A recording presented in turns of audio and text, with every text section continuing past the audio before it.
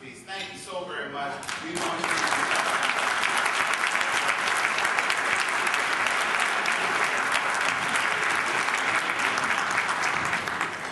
well, amen.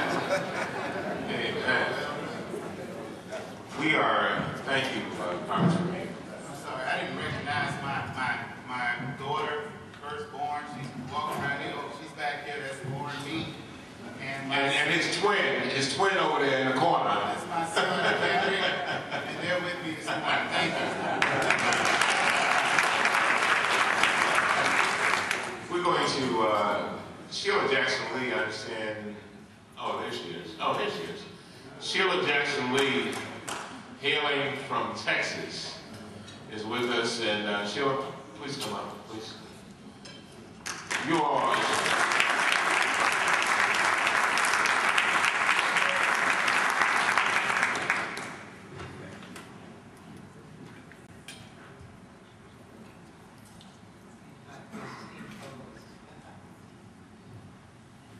Good morning, everyone. Good morning. This is a joyful place for a trying time. Let me acknowledge, first of all, the chairman of the foundation, my good friend and distinguished congressman from Florida with his family.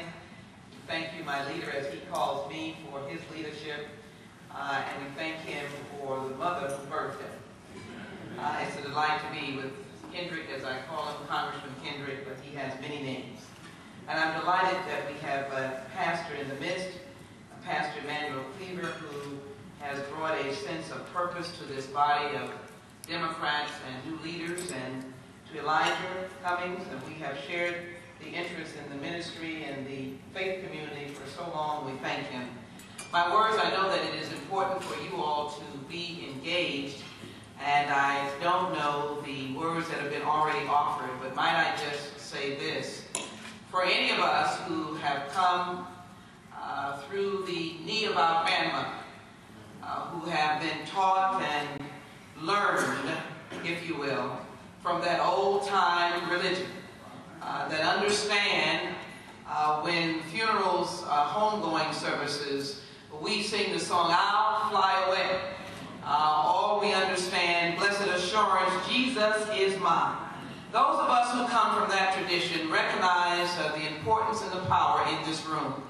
I am so grateful that the Congressional Black Caucus, before other politicians realized or recognized, decided to call you back and to ask you to instruct us, to inspire us, to convene with us, to be able to collect our thoughts together. And my only words that will ring out today are the words that have governed me as a long-standing member of the Judiciary Committee.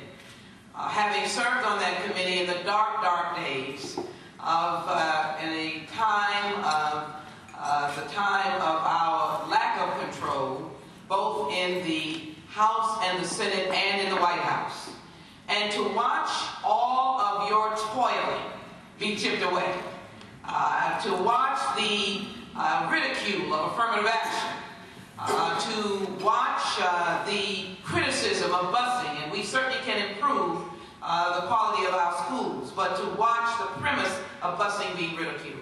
So justice has not been rendered a service over the last decade or so. And as you fellowship today, we can be inspired by the young people that I saw in Gina, Louisiana, who were committed on their own, and by the genealogy that represents them, so that they just came because it was in their soul.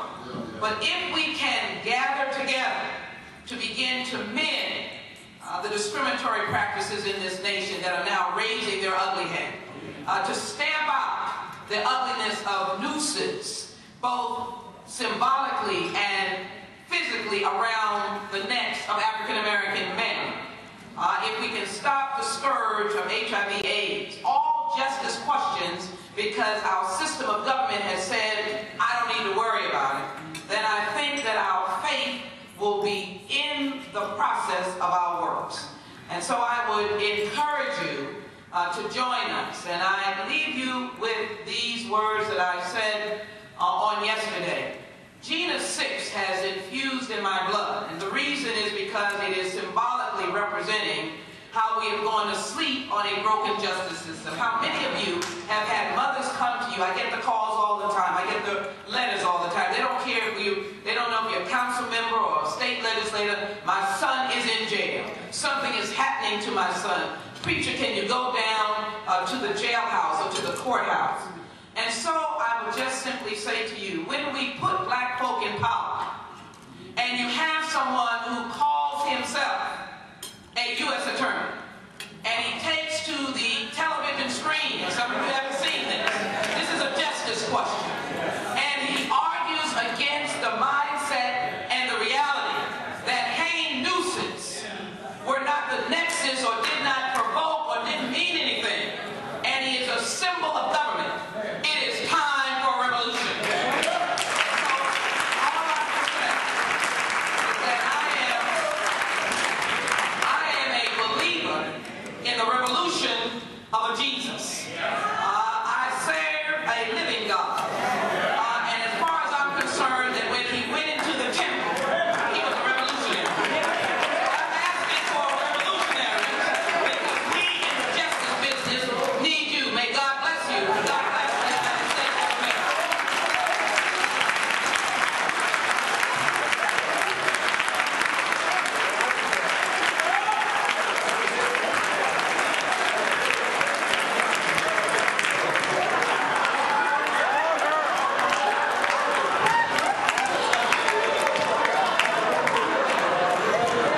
We're supposed to talk legislation. Let me just say this. Invite me out to talk about immigration. That's one of the issues that I work on in the Congressional Black Caucus, and I know it's too long an issue to talk, but I welcome the opportunity to talk with you about the immigration issue. Any of you who know about Texas and may have heard about Tulia, I have legislation on that working with John Conyers, and that was when they swooped up a whole bunch of folk and it was untrue, and they got them on drug charges and half their lives were thrown away. We're going to write legislation on Gina. We're looking at what we do with prosecutorial misconduct, and so we're interested in that, and I believe you that Pastor, these gentlemen are revolutionaries themselves. Elijah, passionate, raised by his parents.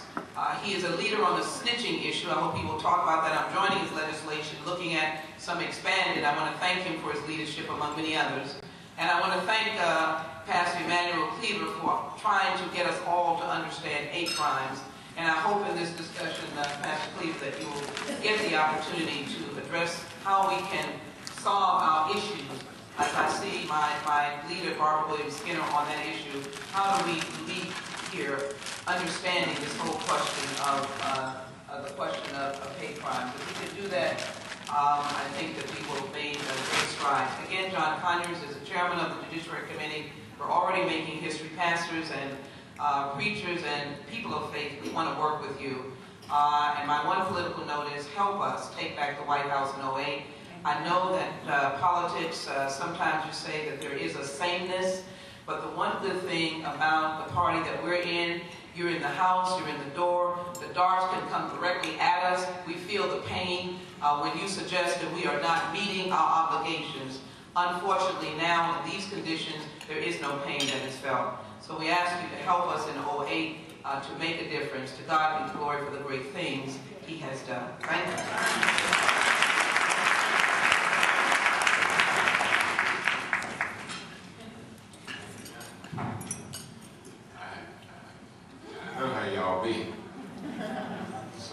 Somebody wrote some sermon titles.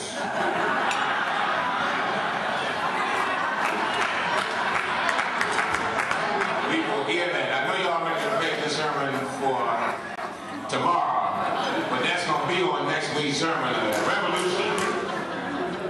I can hear it now. I wish I could just attend all y'all's churches.